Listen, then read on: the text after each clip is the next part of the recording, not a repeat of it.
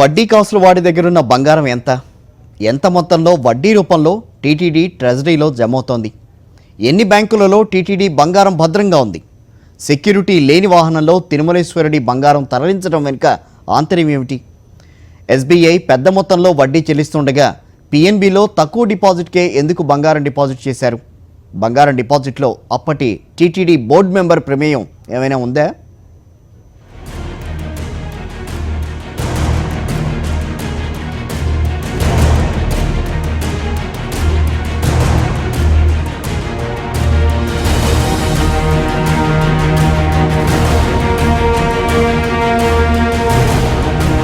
కలియుగ ప్రత్యక్ష దైవం తిరుమల శ్రీ వెంకటేశ్వరుడు వడ్డీకాసుల వాడిగా పేరు పొందాడు. ఆ పేరును సార్థకం చేసుకుంటూ ఏ ఏడాదికి ఆ ఏడాది బంగారం నిల్వలు పెరుగుతూ పోతున్నాయి. ఇటీవలి కాలంలో పట్టుబడ్డ బంగారంతో అసలు ఇప్పుడు తిరుమలేశుడి వద్ద ఎంత బంగారం ఉంది, అందులో ఎంత మొత్తం బ్యాంకుల వద్ద డిపాజిట్ అయ్యిందనే సందేహం అందరిలోనూ వ్యక్తమవుతోంది. బ్యాంకుల నుంచి భారీగానే వడ్డీ రాబడుతున్నాడు శ్రీనివాసుడు. భక్తులు సమర్పించిన బంగారు కానుకలను కరిగించి బిస్కెట్ల రూపంలో జాతీయ బ్యాంకుల్లో డిపాజిట్ చేస్తోంది టీటీడీ.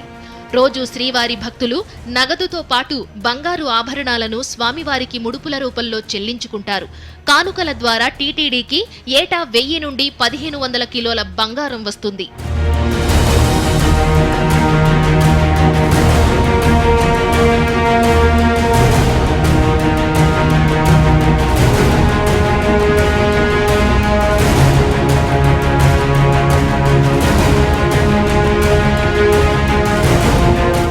ఇప్పటి వరకు టీటీడీ వద్ద నిక్షిప్తమైన బంగారం మొత్తం 9258 కిలోలు.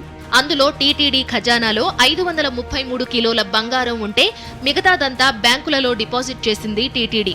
ఇందులో ఇండియన్ ఓవర్సీస్ బ్యాంకు వద్ద 1930 కిలోల బంగారం డిపాజిట్ అయితే పంజాబ్ నేషనల్ బ్యాంకులో 1381 కిలోల బంగారం, ఎస్బీఐలో 5387 కిలోల బంగారం డిపాజిట్ అయింది.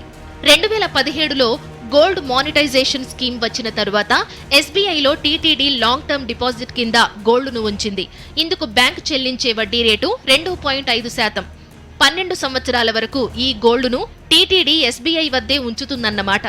ఇక పంజాబ్ నేషనల్ బ్యాంక్ సైతం టీటీడీ గోల్డ్ డిపాజిట్ పై 1.75% వడ్డీ రేటు చెల్లిస్తోంది.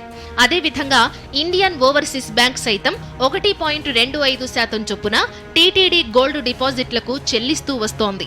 2010 నుంచి బంగారాన్ని టీటీడీ బ్యాంకులలో డిపాజిట్ చేస్తూ వస్తోంది. వరుసగా 2010లో, 2011, 2014, 2015, 2018లలో బంగారం డిపాజిట్లు చేసింది టీటీడీ. ఇక 2015లోనే 4500 టన్నుల గోల్డ్ డిపాజిట్ చేసినప్పుడు వడ్డీ రూపంలో బ్యాంకుల నుంచి ఏడాదికి 85 కిలోల బంగారం వడ్డీ కాసుల వాడి ఖజానాకి వచ్చేది. ఇప్పుడు డిపాజిట్ రెట్టింపయింది. అదేవిధంగా ఈ గోల్డ్ డిపాజిట్ పై చెల్లించే వడ్డీ కూడా రెట్టింపయింది.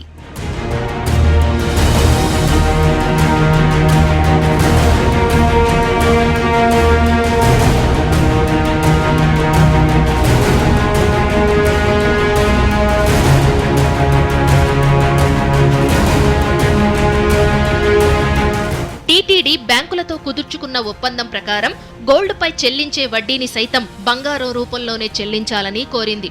అంతేకాదు, మెచ్యూరిటీ అయిన తరువాత బ్యాంకు నేరుగా డిపాజిట్ చేసిన బంగారాన్ని వడ్డీతో సహా ట్రెజరీలో అప్పజెప్పాలని కోరింది.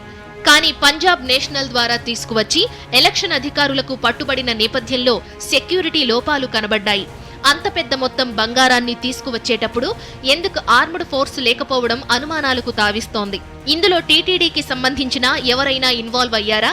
ఎక్కడో మారుమూల ప్రాంతంలో ఉన్న పిఎన్బి బ్యాంకులో ఎందుకు డిపాజిట్ చేశారనే సందేహాలు వ్యక్తమవుతున్నాయి. ఈ బ్యాంకులో డిపాజిట్ చేసేటప్పుడు అప్పుడున్న బోర్డు మెంబర్ ప్రోద్బలంతోనే ఇదంతా జరిగిందనే వార్తలు వినబడుతున్నాయి. అదీకాక ఎస్బీఐ అంత మొత్తంలో వడ్డీ చెల్లిస్తుంటే పిఎన్బిలోనే ఎందుకు డిపాజిట్ చేశారు అనేది కూడా అనుమానాలకు తావిస్తోంది. దీనిపై కొత్తగా వేసిన కమిటీ ఎలాంటి నిర్ణయం తీసుకుంటుంది? దీని వెనుక దాగిన సత్యాల్ని బయటపెడుతుందా? ఆ తిరుమల వెంకటేశ్వరుడికే తెలియాలి.